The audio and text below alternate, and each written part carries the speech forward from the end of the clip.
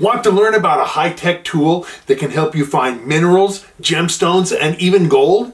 Today we're talking about prospecting with ultraviolet light, or sometimes called black light.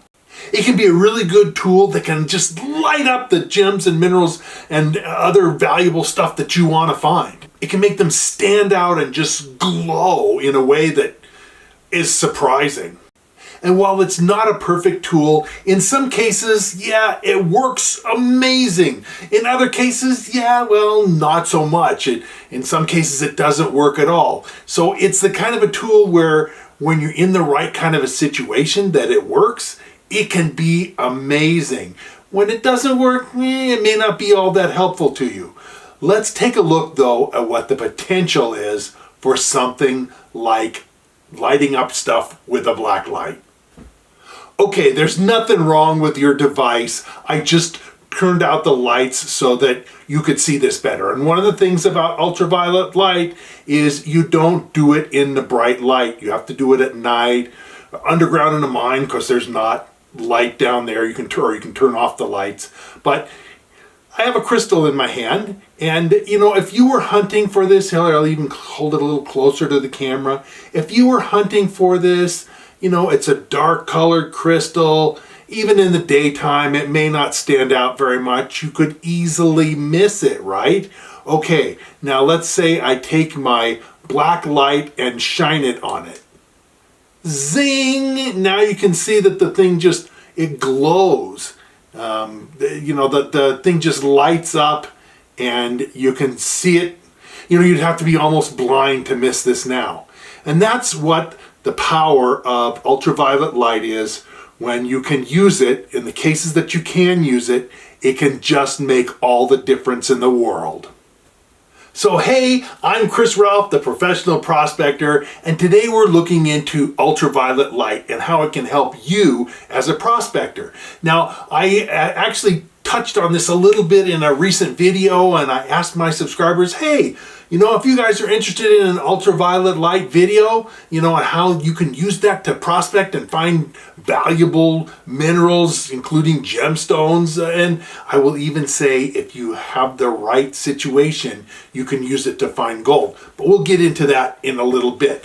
Anyway, this is that video, and I hope that you'll stay tuned to see all the different things that you can find with an ultraviolet light, and how while in the past ultraviolet lamps and lights used to be really quite expensive. I didn't own one until a few years ago because they were several $100s and not easy to acquire, and I just thought, no, for that kind of money, I didn't. Well, now they're a whole lot cheaper. You can get them on Amazon and get them in the form of LEDs.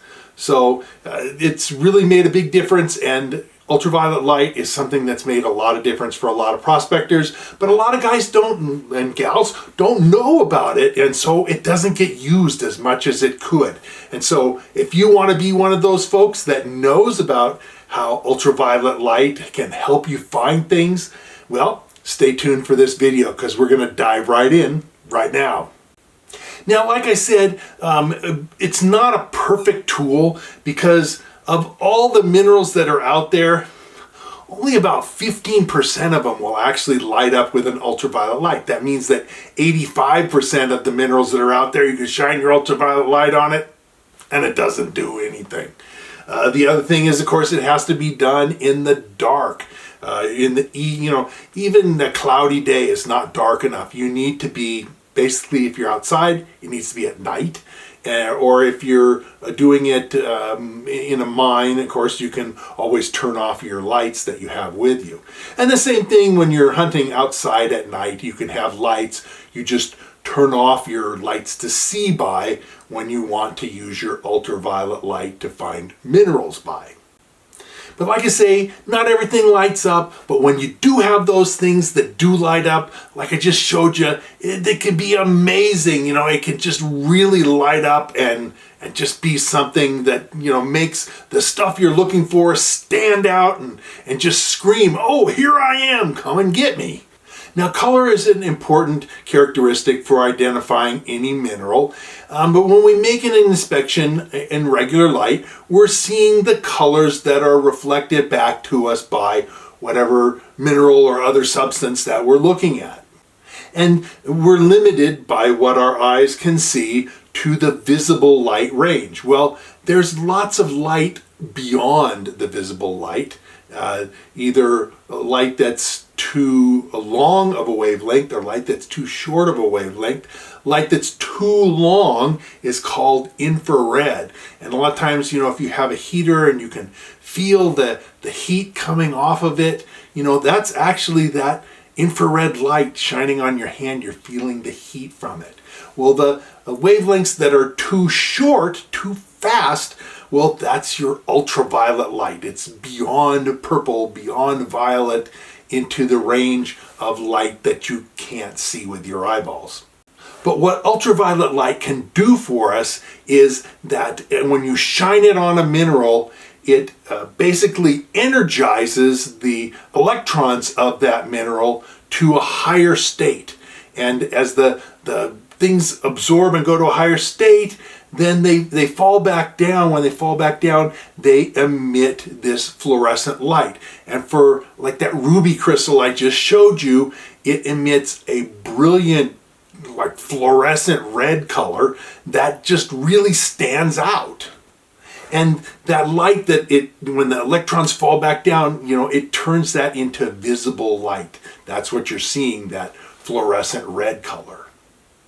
Now, minerals can fluoresce all kinds of different colors: white, green, of course red, but orange. The fluorescent light that's emitted is something that comes in any visible color.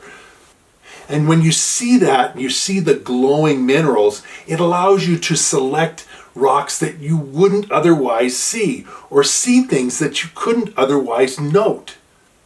Fluorescence usually occurs because of certain elements that are in the crystal. Now, for that ruby crystal that I showed you, the element that gives ruby its red color is chromium. And chromium is one of the elements, when it's in a crystal, will cause that red fluorescence, because the elements, the atoms of chromium get energized by the ultraviolet light, and as the electrons drop back down to their normal range, they emit that fluorescent red color. Those minerals, those elements that cause fluorescent light are called activators, and chromium is by no means the only one. Other activators include metals like tungsten, molybdenum, lead, boron, titanium, manganese, uranium, and of course, as I mentioned, chromium, but also the rare earths. A number of the rare earth elements are elements that activate fluorescent light. And it sounds like with all these different elements that, all kinds of minerals, but there's also another side of the equation. There are also elements that squish the fluorescent effect, that basically they block the fluorescent effect. These impurities have this dampening effect. They're called quenchers. They quench the fluorescent effect. And one of the most common elements in the Earth's crust, iron, it's the fourth most common, is a strong quencher. Copper is another one. So you won't find copper minerals that fluoresce because the copper in them quenches any fluorescent effect that might be taking place. Sometimes if there's even too much of an activator element in a mineral, it can actually cause the effect to be less. Now, most minerals that fluoresce will fluoresce in a single color, but some minerals, it's not always consistent. Some minerals will fluoresce in many different colors. Sometimes, rarely, you'll even get a single mineral that fluoresces more than one color in a single specimen, a single crystal or rock. You'll have pieces of something that fluoresce one color and the same thing fluorescing a different color.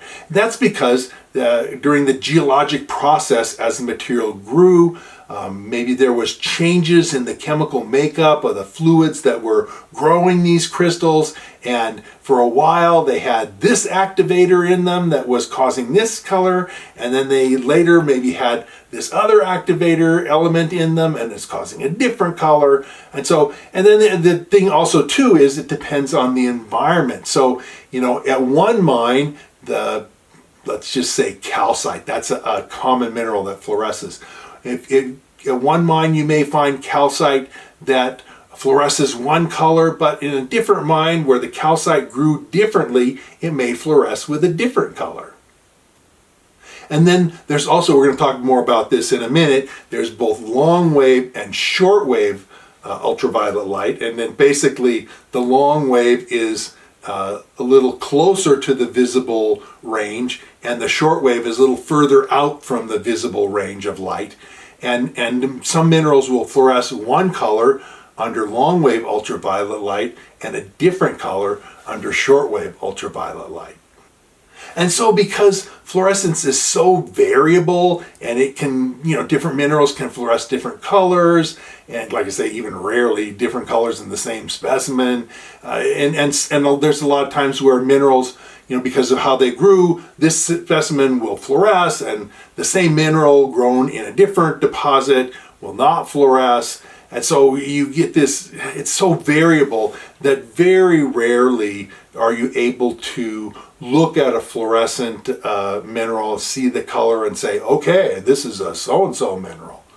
Now, you still need other things like we do in mineral identification, like hardness and streak and other, things that you would use to identify minerals. Now, I did a whole series of mineral identification, and I'll put a link up here for mineral identification videos, at least for the first one. It's actually a 3-part series, but I'll put a link for the first one up here. You can check that out later. I'll also put links to all 3 in that series of mineral identification videos. I'll put that down below in the description. So you almost have to know how these minerals will fluoresce in a specific deposit. So if you're like at a specific mining area, they'll tend to be fairly consistent through that mining area.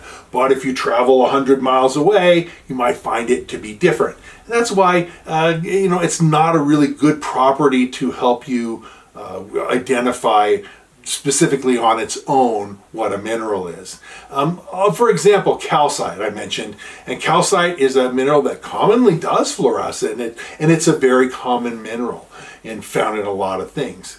And so, but it fluoresces in different colors. It can be a pinkish red, orange, green, a variety of different colors depending on what the activator mineral, because the calcite itself is not what causes the fluorescence. It's the traces of activator inside it that causes that fluorescence.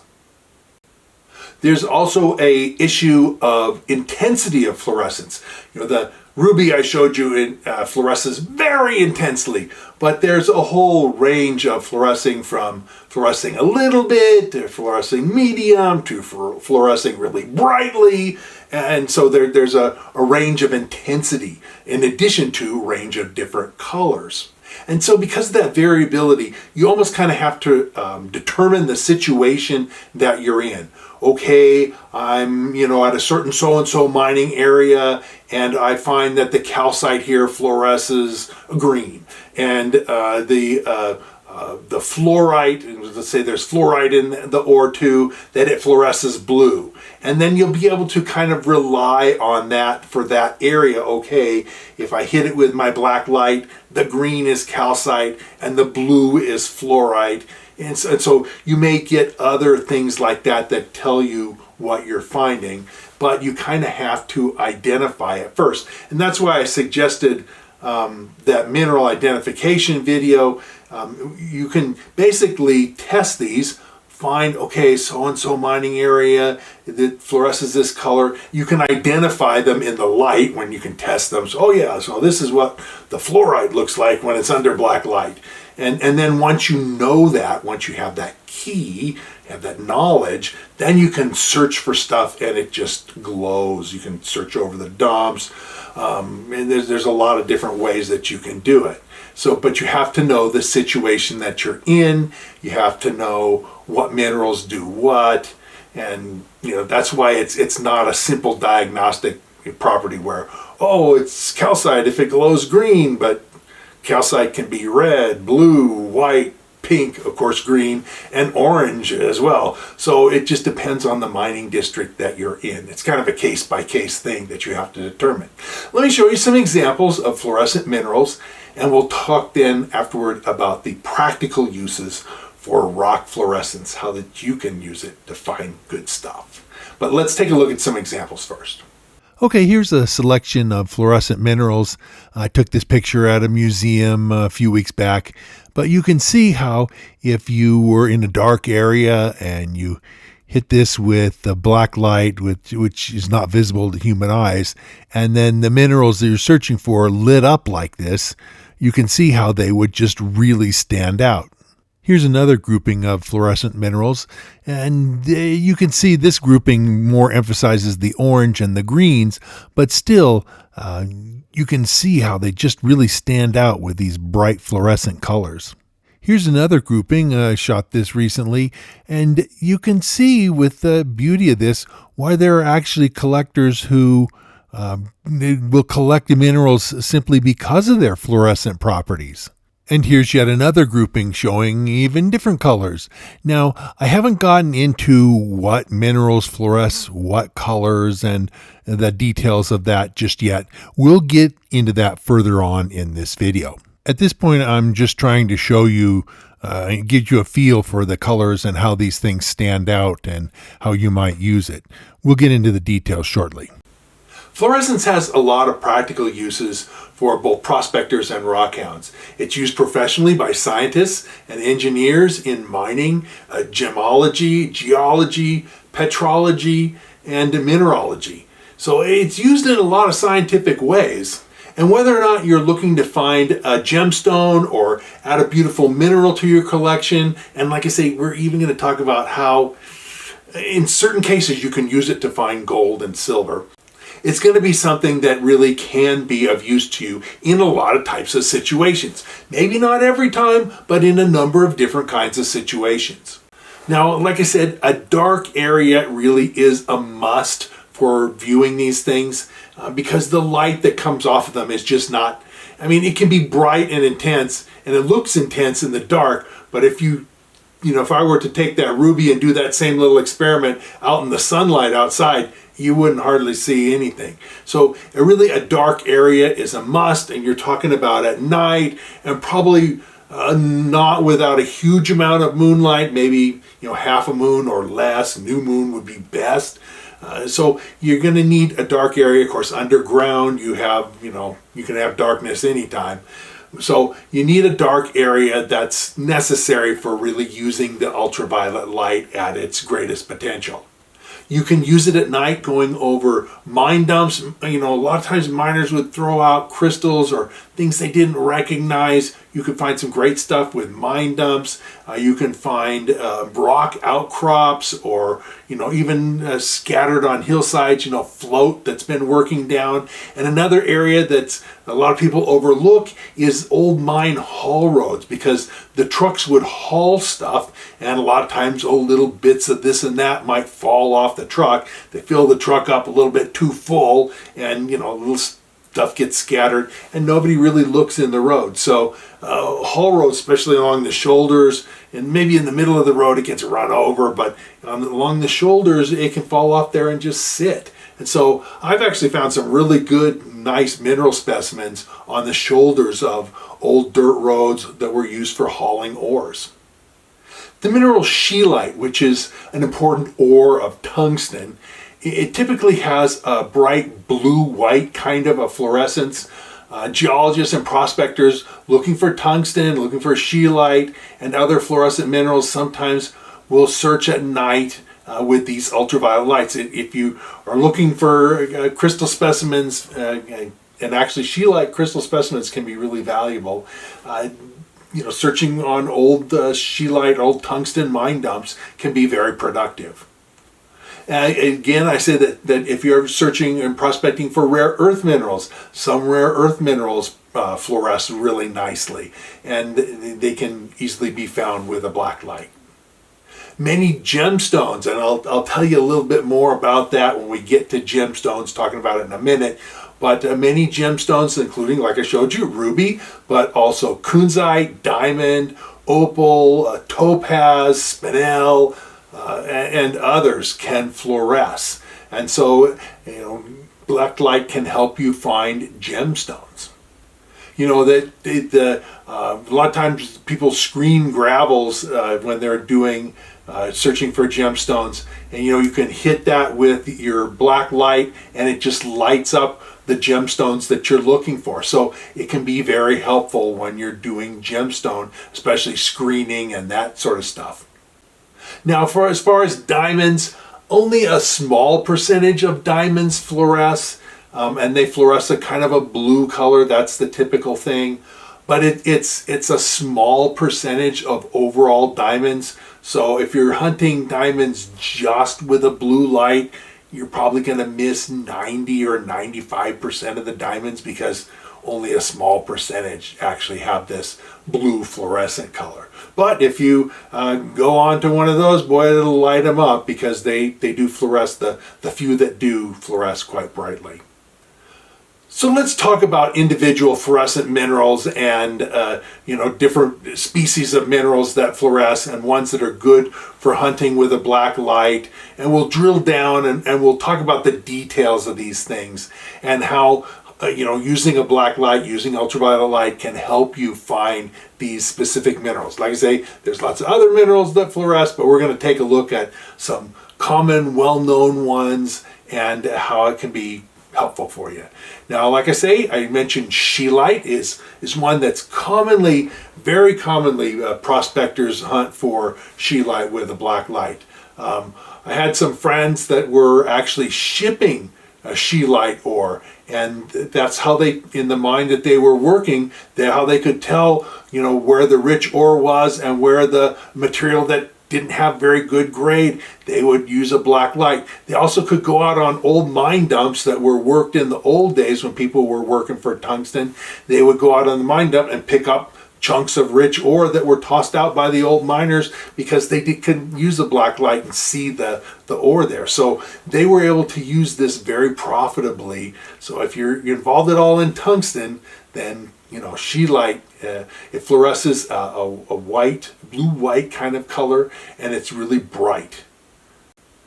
Sometimes there's calcite with these things, and there'll be other minerals that do fluoresce, but usually calcite is kind of a reddish or orangish kind of color, not the blue-white of scheelite. Now, uranium minerals, a lot of different uranium minerals, including autunite and carnotite and a number of others, will fluoresce under a light, because uranium is a very strong activator element.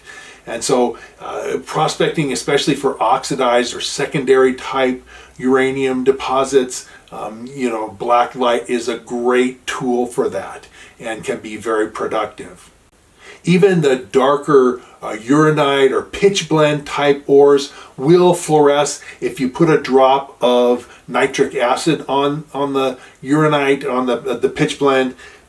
It'll react with the mineral, and then the resulting stuff in the drop of acid will fluoresce. And so it's a test that you can use for that makes it really good for uranium prospecting. Another mineral that commonly fluoresces and is found in a lot of different kinds of deposits is fluorite. Fluorite fluoresces usually a blue color, but it can be other colors as well. It's kind of a light blue kind of color. And actually the name fluorite comes from the fact that they found that this mineral fluoresced. That's where the name comes from. So it's a mineral that very commonly fluoresces, and it's found in a lot of different kinds of deposits. There's some gold that have gold deposits, silver deposits, lead, zinc deposits that have accessory fluorite. And of course, there's also fluorite deposits that were actually mined for the fluorite. it's the source of fluorine. So if you, have fluoride in your toothpaste or something like that, it came from fluorite when it was mined and then processed to make it into stuff for your toothpaste. So fluorite is another one, and it also is something to remember for prospecting for other minerals. We'll talk about that in a minute.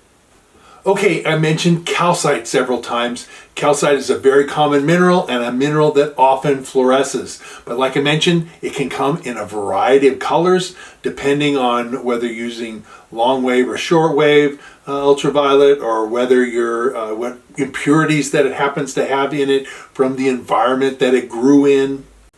Even caliche, which is something that prospectors often deal with, especially in the desert. It's a deposit where calcium carbonate, which is what calcite's made of, cements together old gravels, because the calcite gets dissolved and then it soaks into the gravels, and the gravels dry up, and of course the calcite comes out, and if you do that enough times it cements the gravel into a hard material. And very often calcite, or caliche will glow under a black light. And so if you're looking for caliche areas where you're prospecting, because they make a false bedrock a lot of times, and gold will deposit on the top of caliche, knowing that glows in the black light, can be helpful. Zinc minerals are another thing that commonly fluoresce. There's a number of different zinc minerals that fluoresce brightly, including both oxidized zinc minerals like smithsonite, but also sphalerite, which is not all sphalerite will fluoresce, but some does, and sphalerite is the most common ore of zinc. Some silicate minerals will fluoresce depending on what they contain. A bright green, shortwave only activation often indicates many different kinds of silicon dioxide, of quartz type minerals, chalcedony, agate, that kind of thing. Not all of them do, but some of them do. Often then what they contain is a tiny trace of uranium, and that's what the activator mineral is. Now, I mentioned that a variety of different kinds of gemstones will show up under black light, and this includes, like I say, diamond, spinel, topaz, and others that can be fluorescent. The fluorescent properties of these different gemstones is highly dependent on the mines or other deposits that they originally came from, which is how they formed, what kind of activator elements that they might have in them.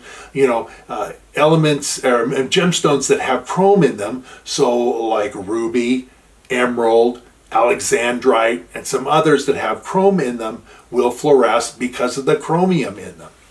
Now, I want to tell you a story. I was going through some gemstones that I have. I actually bought years ago a number of pounds, several pounds, it wasn't cheap, of gem gravel. Now, it's not gravel, rock gravel that has a few gems sprinkled into it. No, it was the other way around. It was all the gems out of some gravels that hadn't been sorted for what they were. So in this, but it was all gems. It wasn't, the couple of pounds was 100% gems. It wasn't bits of rock and junk and that kind of stuff. It was all gems. But it contained garnet and spinel, tourmaline, sapphire, and other things as well. Some zircon, and even a little bit of kyanite and some other oddball things. And so, I got it basically because the people who had it didn't want to go through all the process of identifying. Chrysoberyl was another one that was in it. Didn't want to go through all the process of identifying. And literally there's a couple thousand little pieces of gemstones. Some of them are decent size, but not all of them. A lot of them are small. And so I said, hey, I can identify minerals. I know about doing that. So I had kind of sorted them myself. And I was going through these the other day with my black light and was surprised.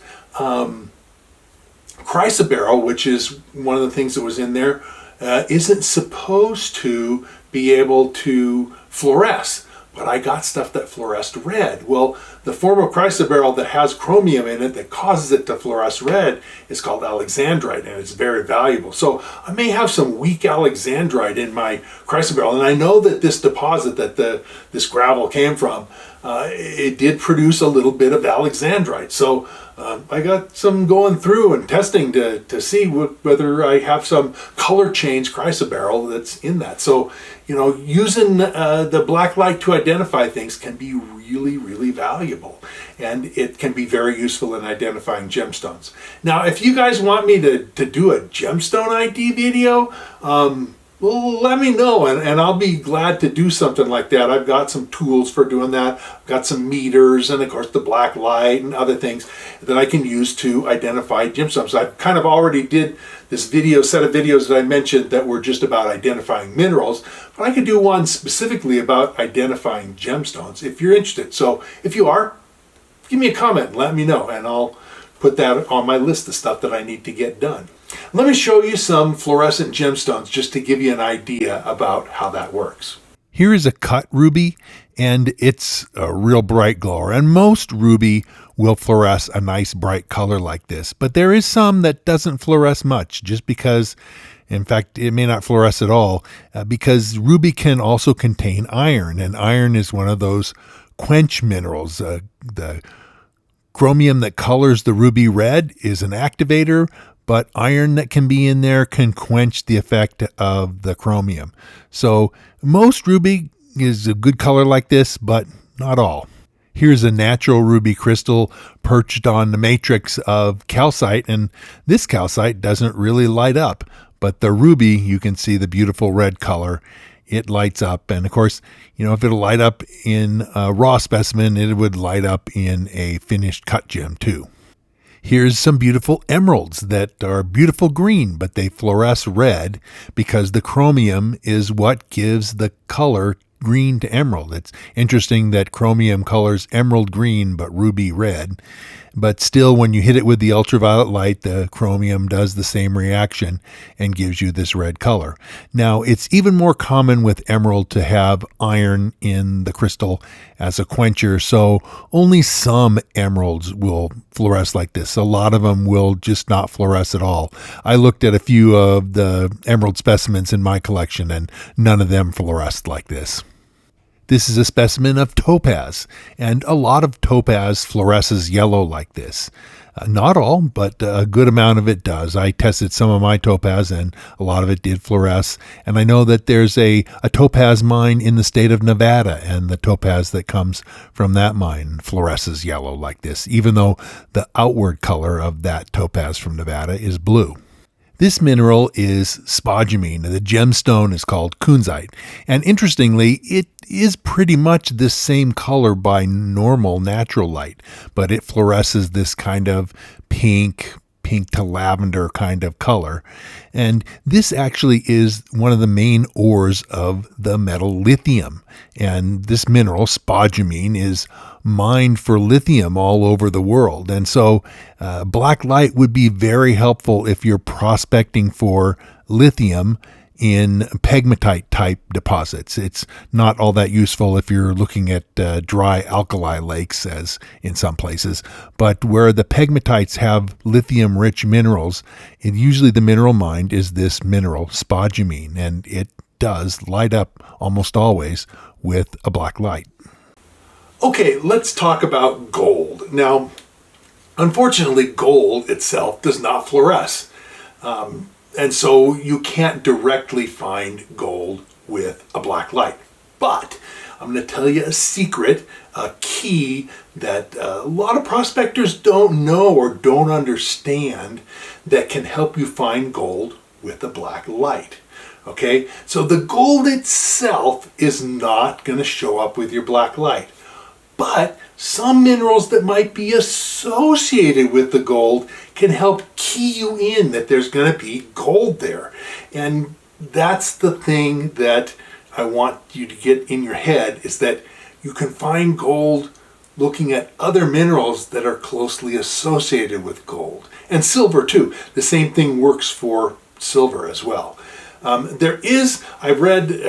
got some different minerals and different information that some cerargyrite, which are chlorargyrite, does fluoresce, but not all of it. This is a silver-rich mineral that if your mine has fluorescent chlorargyrite, you're in great shape because you can use your black light to find very valuable silver minerals. But usually it's a case of indirect type of finding. Let me give you an example. Now, scheelite, I mentioned already, tungsten mineral, talked about it a little bit. It just fluoresces very bright blue-white kind of color.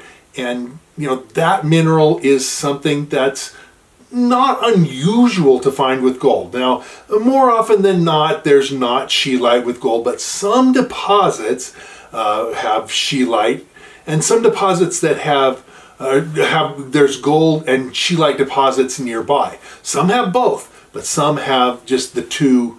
They're physically near each other, and they may go into a drainage where you have scheelite mineralization, tungsten mineralization going into a drainage, and from maybe another deposit you have gold going into the same drainage. And so you can find pay layers and pay areas with that are for scheelite, but will also have gold in them, because scheelite is very dense. It's denser than black sand even, and it will accumulate with heavy minerals, and of course gold is a very heavy mineral. And so you can sometimes find, especially in areas where they've dug into a bank or something like that, you might find a layer that just glows with scheelite. Well, it's going to likely have a lot of gold in it too.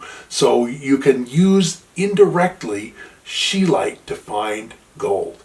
The same thing goes in hard rock. There's hard rock deposits where tungsten and gold are found together, and if in the hard rock deposit they're closely associated, again, you can use your black light to find the scheelite, and then you'll know that the gold is there too. And so it's this indirect use of black light to find things. It's a kind of a secret for black light prospecting that I want you to know, I want to share with you so that you can know that for your prospecting. Sometimes there's things where silver will be associated with other minerals. Maybe you would have a hard rock deposit where silver and fluorite are associated, or silver and calcite, or some zinc mineral, maybe gold and a zinc mineral, or silver and a zinc mineral. You have to learn that for your individual deposit, but once you've found those associations, you can use a black light to find the things that glow, and you know that the gold and silver will be there too. It doesn't work in every case. Again, a lot of the stuff with fluorescent mineral hunting, black light hunting, it isn't a thing that works 100% of the time. It may not even work 50% of the time. But if you're in one of those times where it does work, it's great. So that's a thing that is really important to know. Now, available things for black lights and ultraviolet light prospecting. You have to have the tools. You have to have a light. This is the one that I use. You can see it's just a little small flashlight. Now, they make flashlights like this that are real powerful for just a regular LED light, light with visible white light. But they've developed LEDs that emit ultraviolet light. And that's a relatively new phenomenon. In the past, I've only had a good black light for prospecting for a few years. In the past, I didn't get one because, honestly, to get a decent black light that you could use for prospecting was $250, $300, and maybe even more. And I just thought, that's kind of expensive. And, sometimes it works and sometimes it doesn't. So, and that's why I never checked that gem gravel with a black light before, because I didn't have one when I bought it. But because of this development that you can get you can get a good, powerful, you want to get a powerful one because a faint black light won't light up the minerals as well, or you have to be right close to it, right close up to the mineral in order to be able to see the fluorescence. If you get something like this that's more powerful, you can see it from a number of feet away. You can see the mineral glowing. So the new changes have brought inexpensive black lights to the market. I bought this thing through Amazon. It's, you know, really not a problem. Now this is what they call a long wave ultraviolet light. And just to specify, usually this is 365 to 385 nanometers. That's what the wavelength of the light that comes out of this is. And that's sufficient to light up a lot of materials. And in fact, these long wave ultraviolet lights are by far the most common.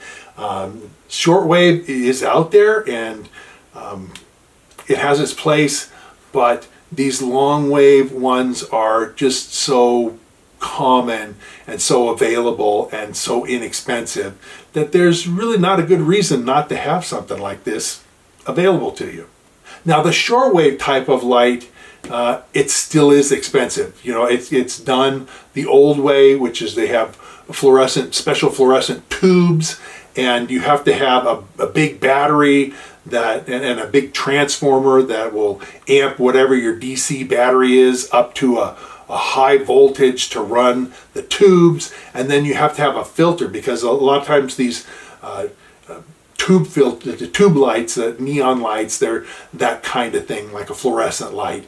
Those kind of lights emit not just your ultraviolet light, which is what my little flashlight does. It just emits the ultraviolet light. It doesn't emit a lot of other natural light. But the fluorescent lights, they need a special filter because they emit a lot of visible light that's, you know, in the range that you can see with your eyes. So they have special filters that filter out the visible light and then just allow the black light to come through, and that's what you'd use to light up minerals.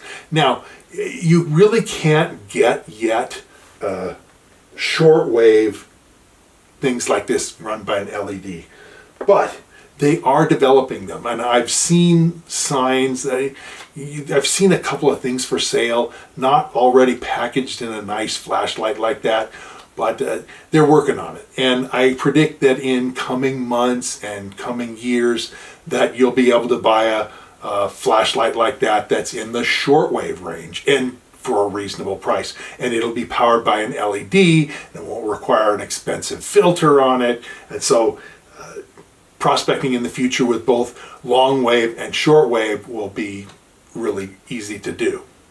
Right now, it's easy for long wave. Now, I will say that there's a safety issue here. You do not want to shine these lights into your eyes.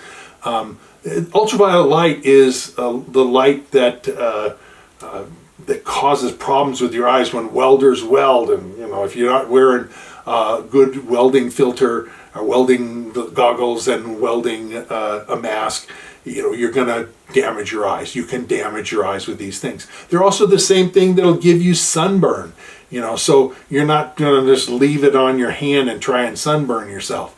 And it's not like it sunburns in, you know, 5 seconds or something like that, but there is a hazard, and so you should be aware of these. You shouldn't give them to little kids and stuff like that. So there is a safety issue, but you know, reasonable practice and reasonable safety, they're not dangerous at all. Now, my conclusion is kind of like metal detecting. Ultraviolet light is a way you can expand your senses. You know, you can't see into the ground with your eyeballs, but a metal detector can see into the ground to see gold nuggets or coins or other valuables. In the same way, you can't see certain things, but an ultraviolet light can just light them up and make them easy for you to see and collect. So it's a great way to expand your ability to see and discover valuable minerals, like I say, including gemstones and even indirectly gold and silver. A lot of times old mine sites have not been thoroughly prospected with ultraviolet light, so there's a good chance you might find something worthwhile. Now, I've mentioned minerals, and there's other things that glow brightly under fluorescent light, and you know, I can be, it'd be amiss of me if I didn't mention them. Scorpions glow bright green. A lot of other insects glow under ultraviolet light, although not all of them. Ultraviolet light, though, is used to find certain kinds of insects. It also, there's a lot of human body fluids that will glow under ultraviolet light. And so crime scene investigators use ultraviolet light to find things you can't see with your eyes all the time. Now, as far as finding gold, because that's what we're really focused on, as far as finding gold, it's a skill, and what understanding about ultraviolet light and how it can be beneficial to you. What you know about minerals and what you know about finding gold and gold deposits and all that kind of stuff is what makes people successful. The more you know, the more likely you are to be successful in finding gold or silver, if that's what you're looking for. And, in order to give you those skills and to impart to you that knowledge that makes you a better prospector and more successful in finding things, I wrote a book. It's called Fistful of Gold, because that's what I want you to find, is Fistful of Gold. And I'm going to tell you a little bit more about my book right now. So this is my book, Fistful of Gold.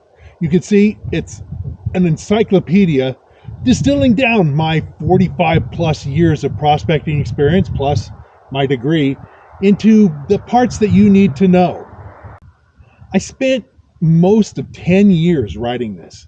It was not just a simple effort that, I sat down and wrote it. You can see it's like 250,000 words.